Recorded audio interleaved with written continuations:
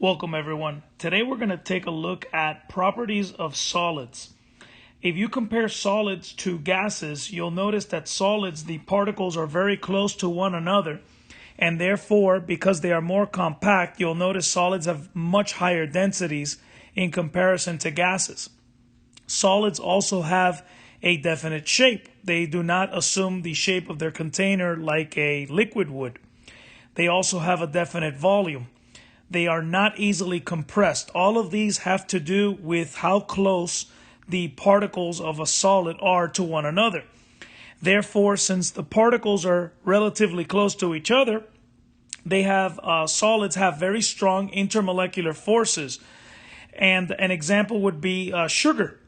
Sugar is a very popular solid, and you'll notice that solids may either be crystalline or amorphous solids.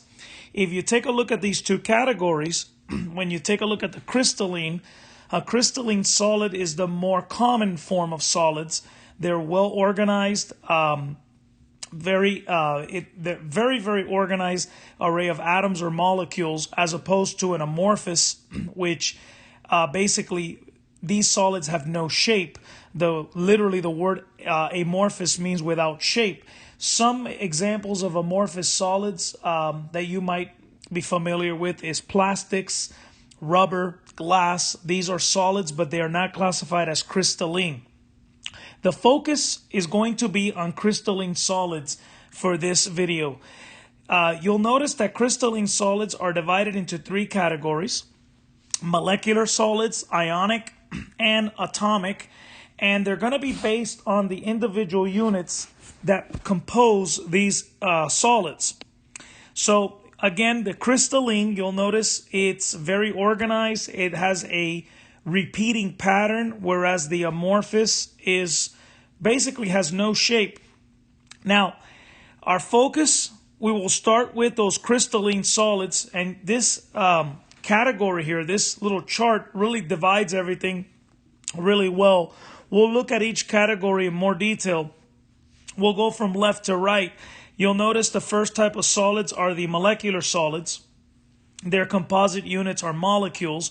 So you'll see these are made up of covalently bonded atoms, and they have low melting points, as opposed to ionic solids, whose composite units are formula units, which simply means cations and anions attracting each other through ionic bonds. And you'll see that these have very high melting points. We will also go over examples for each of these categories. Then on the other side, you'll notice the atomic solids. The composite units are atoms, and we're going to subdivide this into non-bonding, metallic, and network covalent solids. So we're going to look at each of these in more detail. So we'll start with the molecular solids, whose composite units are molecules. Ice, which is solid water, and dry ice, which is solid carbon dioxide. These would be good examples of molecular solids. You'll notice that water and CO2 are both covalent compounds, which are referred to as molecular compounds. Molecular solids, they are held together by intermolecular forces, which include, dispersion forces, dipole-dipole, and hydrogen bonding. Now, ice, because it's water, it's held together by hydrogen bonds, whereas dry ice, which is carbon dioxide, a nonpolar molecule, is held together by dispersion forces. In general, molecular solids tend to have low to moderately low melting points, but notice that even though ice and dry ice, they both have very low melting points, notice that ice melts at 0 degrees, which is much higher than dry ice, which sublimes at negative 78 degrees Celsius. And that is, again, because ice has hydrogen bonding between the waters, and dry ice has only dispersion, which is a much weaker force of attraction. Another one that we can include here, that it would be a molecular solid that was mentioned a little while ago, would be sugar. Sugar is also a molecular solid. Any type of sugar, for instance, glucose. These are covalent compounds, and as you know, sugar is a solid at room temperature. Now let's look at ionic solids whose these are composed of formula units, and formula units basically are cations and anions interacting with each other. Okay, two of the most popular ones is table salt. Calcium fluoride is another.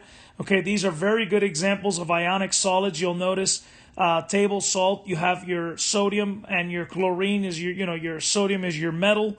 It's a cation. Chlorine is your nonmetal. It's an anion.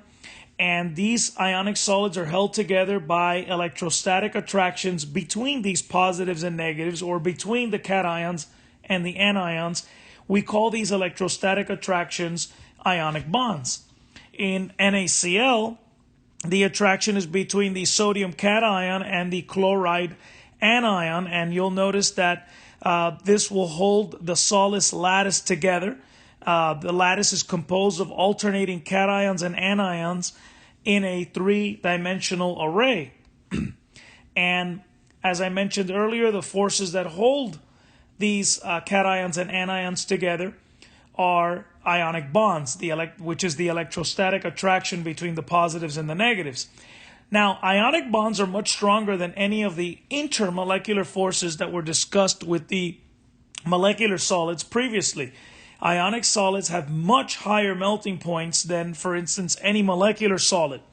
Sodium chloride, which is an ionic solid, melts at a much higher temperature of 801 degrees Celsius, while carbon disulfide, which you'll notice this is a molecular solid, even though it has a higher molar mass than sodium chloride, it melts at a much lower temperature of negative 110 degrees Celsius.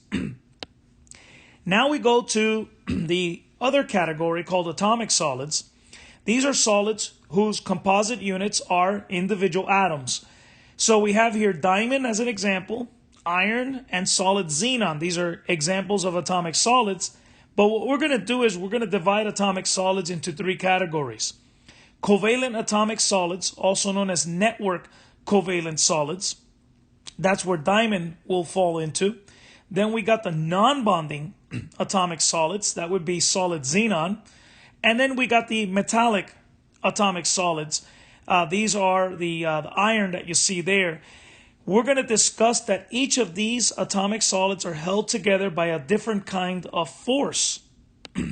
So we'll start with the covalent atomic solids, also known as network covalent solids, such as diamond. And these are held together by covalent bonds. In diamond, you're going to notice that each carbon atom forms 4 covalent bonds to 4 other carbon atoms in a tetrahedral arrangement. So the carbons in diamond you will see are sp3 hybridized. Okay? The structure extends throughout the entire crystal. So a diamond crystal can be thought of as a giant molecule held together by these covalent bonds. Now, remember that covalent bonds are very strong. So covalent atomic solids have very high melting points. Remember that a covalent bond is an intramolecular force, and diamond is estimated to melt at a very high temperature at about 3,800 degrees Celsius. Another example of a covalent solid is quartz. Quartz is silicon dioxide. Silicon and carbon are 2 atoms involved in network covalent solids. So the reason quartz is mentioned under network covalent, it's due to the silicon, the arrangement of that silicon. Now, we're going to look over here at diamond again. You'll notice that the carbon atoms form covalent bonds with 4 other carbons in a 3-dimensional. You'll see it forms a hexagonal pattern, as you can see here. And this gives a network covalent solid a very, very high melting point. Now, there is 2 forms of carbon, and these things are referred to as allotropes. So I'm going to go ahead and put this word down here. Okay. And you're going to see that allotropes are different bonding forms of the same element in the same phase. So both diamond and graphite are both solid forms of carbon. But in diamond, you'll notice that the carbon is sp3 hybridized. And what's going to happen is in graphite, you will see that the carbons are sp2 hybridized. Okay? Diamond is composed of sigma bonded carbons only because it's sp3 hybridized. Diamond is not electrically conducive since the electrons are localized between these covalently bonded atoms. Now, graphite is a different allotrope of carbon, and you'll notice it consists of fused 6-carbon rings with delocalized single and double bonds. Now, because of this, you'll notice it is a conductive network solid. Graphite can conduct slightly electricity, and it's because it's composed of layers of 2-dimensional sheets of rings. Okay, you could see how these are layered in rings, and the rings, notice, are attracted to each other through London dispersion forces between these little sheets that you see here. But what's important here is the conductivity has to do with the pi bonded electrons, which are free to move. Remember, when you're sp2 hybridized, the unhybridized p orbital forms pi bonds, and the electrons can travel through those pi bonds, and that's what gives graphite a slight conductivity. Okay, so that's what these are allotropes. They're both different forms of carbon. Now, let's get to the next category of the atomic solids, the non-bonding atomic solids, such as xenon. These are held together by relatively weak dispersion forces. What you're going to notice is that xenon, it's a noble gas. It has a stable electron configuration, so it does not form covalent bonds with each other. In fact, all the noble gases are like that. The only attraction between them will be London dispersion forces. So xenon, like any other non-bonding atomic solid, will have a very low melting point. Xenon is about negative 112 degrees Celsius. And again, the low melting point is due to the relatively weak dispersion forces that exist between these non-bonding atomic solids. So any noble gas that is in the solid form would fall under this category. Now, the metallic solids, on the other hand, like iron, silver, lead, these guys have variable melting points. Metals are held together by an intramolecular force known as a metallic bond. Okay, and a metallic bond, if you were to describe it in a model, we usually refer to as the sea of electron model. It consists of positively charged ions surrounded by a sea of electrons. I'll show you a picture in just a moment.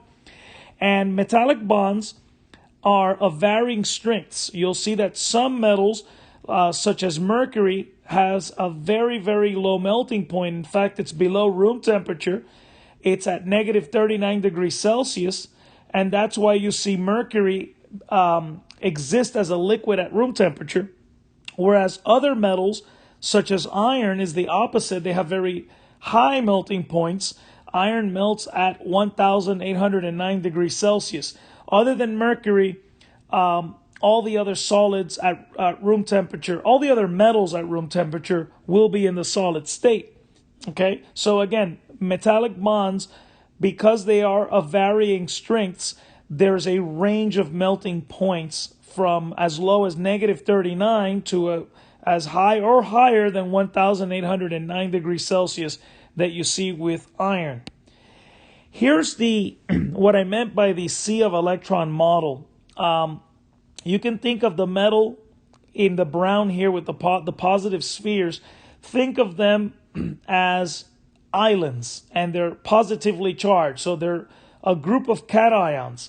And what happens is, you'll notice the blue around it, kind of like it's mimicking the sea. And you'll notice that these islands that are positively charged are surrounded by water. And that water is basically the electrons that are traveling around these islands. So you'll notice if you pick just one of these out, like for instance, you pick this one right here, you'll notice that the electrons are traveling around and they're moving around. They're not stagnant. So these electrons are moving around, surrounding these positive cations or these islands, and the electrons are traveling and they form what is called the sea of electron model. And what you'll see in another video is that this model, known as the sea of electrons, helps explain some of the properties that we are accustomed to seeing that metals have, such as electrical conductivity, that they're malleable, ductile. It also explains why they're shiny, why they have luster. So all these properties that metals have, you'll notice that the sea of electron model helps explain pretty much all of those properties. Okay, so again, we'll go back here for a second here. Let's go back and take a look at this chart here. So you'll notice the molecular solids have very low melting points. They're basically solids made up of covalent compounds like ice, sugar, dry ice, which is CO2. The ionic solids are made up of formula units, basically a cation and an anion. Table salt is a great example. These guys have very high melting points. And then you got the atomic solids, the non-bonding ones. We use the solid noble gases as an example. Since they're held only by dispersion forces, they have very low melting points. Solid xenon was an example that we used. The metallic bonds that we just discussed, they're held together by an intramolecular force known as a metallic bond. The melting points vary. An example that I have here is gold. And then we have the network covalent solids.